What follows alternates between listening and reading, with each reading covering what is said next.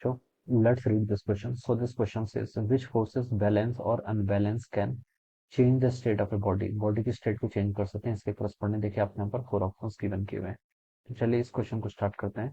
So we are writing the key concept of this question. इस question का key concept आप देखिए क्या लिख सकते हैं, विच फोर्सेस बैलेंस और unbalance can change the state of a body. ठीक है, तो स्टेट ऑफ ए बॉडी को देखिए आपकी कौन से फोर्सेस क्या करते हैं, चेंज करते हैं। ठीक है, तो देखिए बच्चों, स्टेट ऑफ ए बॉडी का मतलब होता है कि देखिए अगर हम किसी बॉडी पर कोई फोर्स लाएंगे, तो फोर्स लाएंगे तो देखिए बच्चों उस वो अगर कोई बॉडी आपकी रेस्ट पर है, वो मोशन पे जा सकती है, और कोई बॉडी अगर आपकी मोशन कर रही है, यूनिफॉर्म मोशन कर रही है, और अगर हम उस पर फोर्स लगाते हैं तो वो बॉडी क्या हो सकती है, आपकी स्टेशनरी हो सकती है। ठीक है, स्टेशनरी कर सकते हैं उसको। ठीक है, तो ये आपकी लॉ ऑफ इनर्शिया पर बेस्ड बेसिकली क्वेश्चन है। ठीक है, अब देखिए बच्चों, अगर आपका बैलेंस फोर्स होगा, बैलेंस फोर्स का मतलब होता है देखिए आपका नेट फोर्सेस का समेशन जो होगा वो आपका जीरो के इक्वल हो जाएगा। ठीक है, summation of all the forces किसके इक्वल होगा, जीरो के इक्वल होगा, या फिर नेट फोर्सेस आपका जीरो के इक्वल होगा।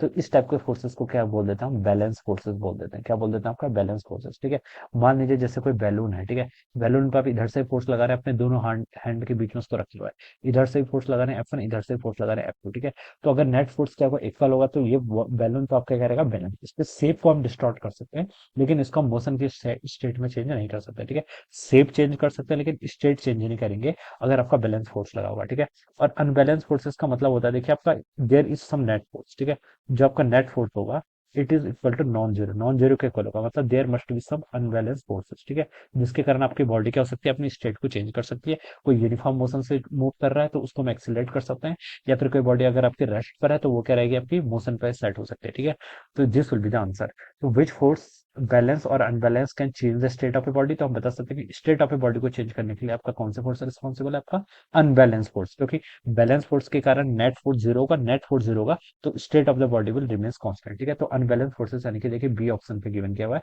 तो हम बच्चों आंसर लिख सकते हैं जिसका ऑप्शन बी होगा, this would be the right answer of this question. So I hope you all understood this concept. All the best and thank you so much.